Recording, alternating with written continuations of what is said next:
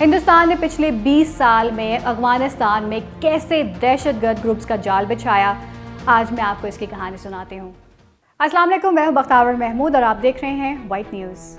ناظرین، تازہ ترین خبر یہ ہے کہ پاکستان کے ارندو سیکٹر چترال میں افغان بارڈر پر افغان آرمی کے 46 جوانوں اور 5 افسران پاکستان آرمی سے مدد کی درخواست کرتے ہیں کہ افغان پوسٹ کی حفاظت نہیں کر سکتے، ہم کو پاکستان میں پناہ دی جائے۔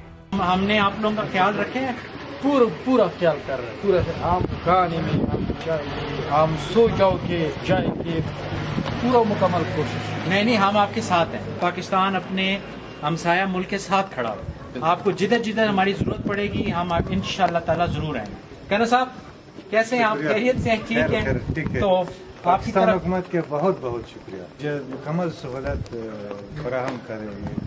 نہیں ہم آپ کو بالکل انشاءاللہ بس یہ تھوڑا سا آپ لوگوں کو ہم چائے پانی پلا کے کھانا شانا آپ کو کھلا کے انشاءاللہ پھر ہم آپ کو ابھی بھیجوائیں گے، ٹھیک ہے؟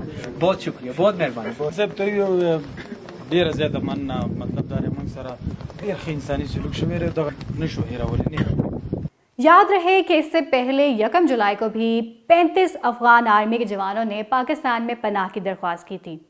پاکستان نے افغان آرمی کے ان جوانوں کو نہ صرف پناہ دی بلکہ ان کو نہایت حفاظت کے ساتھ افغان حکومت کو واپس بھی کر دیا تھا۔ ناظرین، ہندوستان افغانستان میں جن دہشت گرد گروپس کو فنڈنگ کرتا رہا، آج وہ گروپس افغان آرمی کے لیے مسئلہ بن چکے ہیں۔ ناظرین، اس شخص کا نام امر سنہا ہے۔ یہ شخص افغانستان میں ہندوستان کا سابقہ سفیر رہ چکا ہے، لیکن اس کا کام سفارت کاری سے زیادہ پاکستان مخالف دہشت گرد گروپس کی فنڈنگ اور سپلائی لائن مینج کرنا ہوتا تھا۔ A United Nations report has warned of a significant number of ISIS or Daesh terrorists present in the southern Indian states of Kerala and Karnataka. یاد رہے کہ ہندوستان نے 1998 میں ایک نیشنل سیکیورٹی کاؤنسل بنائی تھی۔ امر سنہا اس نیشنل سیکیورٹی کاؤنسل کے advisory board کا ممبر رہ چکا ہے۔ یہی وہ شخص تھا جس نے یہ آئیڈیا دیا تھا کہ ہندوستان کو پاکستان کے خلاف دہشت گرد گروپس بنانے چاہیے، اور اسی آئیڈیا کو لے کر اس شخص نے افغانستان کے سابق انٹیلیجنس چیف رحمت اللہ نبیل کے ساتھ مل کر افغانستان میں داعش کو سپورٹ کرنا شروع کیا۔ یاد رہے کہ امر سنہا کو ان تمام دہشت گردانہ معاملات کو چلانے کے لیے فنڈنگ انڈین را سے ملتی تھی، جبکہ اس کی اپروول باقاعدہ ہندوستانی پرائم منسٹر کرتا تھا۔ بہت کم لوگوں کو معلوم ہوگا کہ جب داعش نے افغانستان میں زور پکڑنا شروع کیا تھا تو دنیا کے مشہور فورن پالیسی میگزین نے پوری رپورٹ شائع کی تھی کہ اب ہندوستانی شہری داعش کا اصل چہرہ ہے۔ گویا فورن پالیسی میگزین نے تو ہندوستان کو ننگا ہی کر کے رکھ دیا تھا۔ Kabul Gurdwara attacker was an IS recruit from Kerala. Remember, about 100 people had left the coast of Kerala to fight for the IS in Afghanistan and occupied Syria. Now, as the Islamic State was losing ground, so were these people. امر سنہا جس کھلم کھلا انداز میں داعش کو افغانستان میں support کر رہا تھا، اس پر Indian defence ministry میں کافی بحث بھی ہوتی رہی تھی۔ امر سنہا کے لیے اصل پرابلم اس وقت پیدا ہوئی جب انڈین را کی 4 ڈپٹی ڈائریکٹر خواتین افغان حکومت پکڑ لیتی ہے۔ This is Nimisha alias Fatima, one of the 4 women from Kerala who joined the Islamic State in Khorasan province.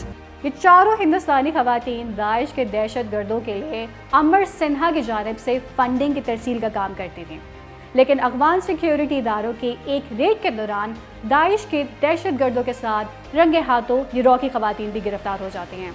داعش کے لیے کام کرنے والی ان چاروں ہندوستانی را کی خواتین کی مخبری بھی انڈین ڈیفنس منسٹری کے ایک افسر نے خفیہ طور پر افغان حکومت کو کی تھی، کیونکہ ڈیفنس منسٹری کے بہت سارے افسران اس بات پر نالاں تھے کہ امر سنہا کو افغانستان میں پانی کی طرح پیسہ بہانے دیا جا رہا ہے، جبکہ پیسہ کتنا اور کس گروپ کو کس طرح پہنچایا جا رہا ہے اس بارے میں نہ تو کوئی آڈٹ ہو رہا تھا اور نہ ڈیفنس منسٹری کے سب حکام کو اعتماد میں لیا جا رہا تھا۔ امر سنہا نے را کی ان خواتین کو افغان حکومت کی بہت منت سماجت کر کے چھڑوایا تھا، اور افغان حکام اس بات پر امر سنہا سے کافی عرصہ ناراض بھی رہے تھے کہ ہندوستانی سرکار افغانستان میں جن دہشت گرد گروپس کو فنڈنگ کر رہی ہے اس بارے میں ہندوستان کو مکمل تفصیل افغان حکومت سے بھی شیئر کرنی چاہیے، لیکن حقیقت میں ایسا کبھی بھی نہ ہو سکا۔ امر سنہا کا خیال تھا کہ اگر کبھی افغانستان میں افغان طالبان زور پکڑ لیتے ہیں تو ان کا زور توڑنے کے لیے داعش کو استعمال کیا جائے گا۔ یہی وجہ تھی کہ اپنی ان حرکتوں کی وجہ سے یہ شخص کسی دور میں افغان طالبان کی ہٹ لسٹ پر بھی رہ چکا ہے۔